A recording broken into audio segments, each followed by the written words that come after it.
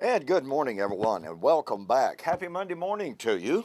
My name is Don K. Preston. I am the president of Preterist Research Institute of Ardmore, Oklahoma. Hey, before we go any further, want to remind you, make your plans to be with us July 16th through the 18th, right here at Ardmore, Oklahoma, at the Ardmore Convention Center for our Preterist Pilgrim Weekend. Our theme this year is dispensationalism, dangerous or divine. I've got to tell you, the interest in this year's seminar is absolutely fantastic.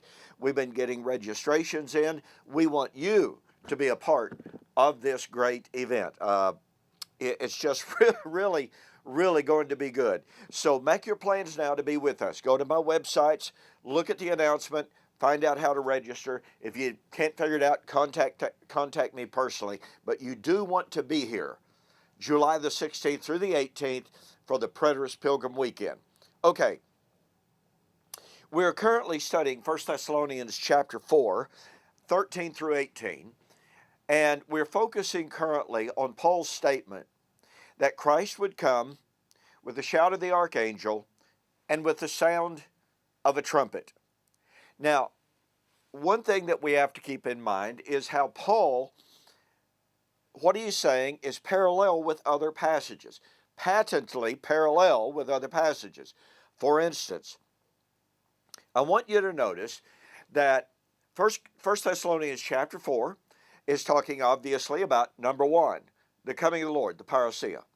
Number two, the resurrection. Number three, the sounding of the trumpet at the resurrection. And number four, Paul said it would occur within the lifetime of his audience when twice he says, those of us who are, present active indicative, alive and remain until the parousia. Now that coming of the Lord would be at that time. So you have the coming of the Lord, the resurrection, and of course we could include the time of the end as well. Coming of the Lord, resurrection, time of the end, sound of the trumpet, we who are alive and remain. Now watch what he does in 1 Corinthians chapter 15.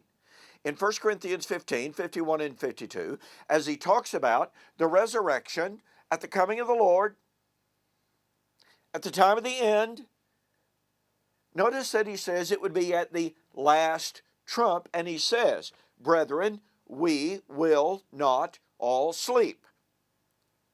That's just a way, an emphatic way of saying to the Corinthians 2,000 years ago, not all of us, some will, but some, not all will die until they see this resurrection at the great trump. Now, you just got to catch this.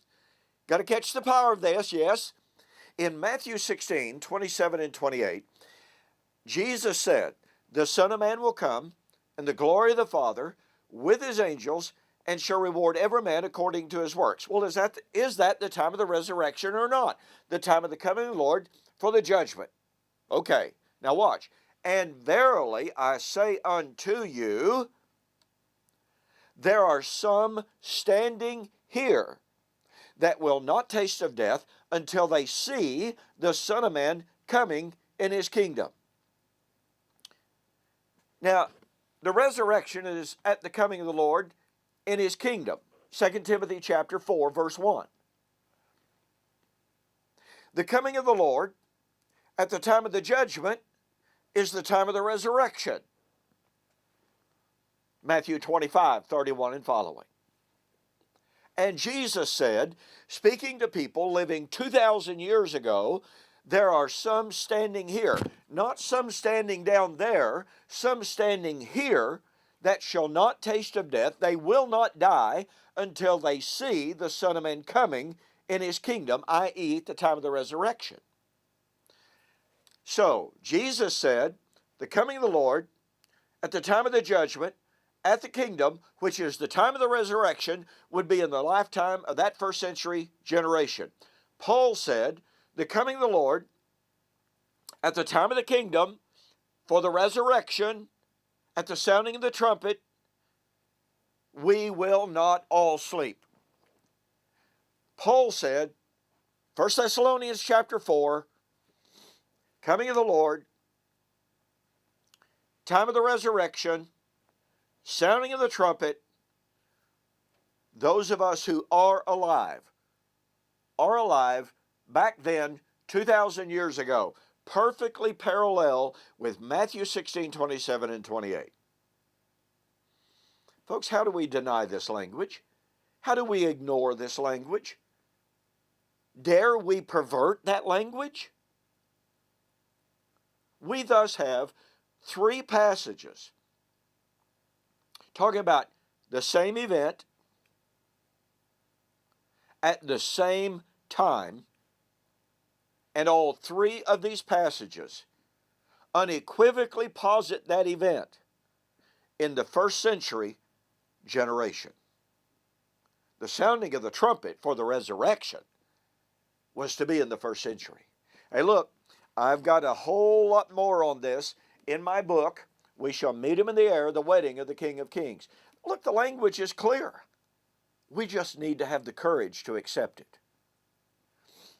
Go to my website, eschatology.org or bibleprophecy.com. Order the book. Make a note that you saw the offer on YouTube or Facebook, and I'll refund your shipping. That'll save you $5.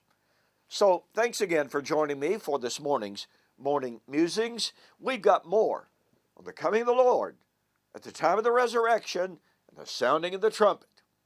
And that'll be on the flip side. So we'll see you then.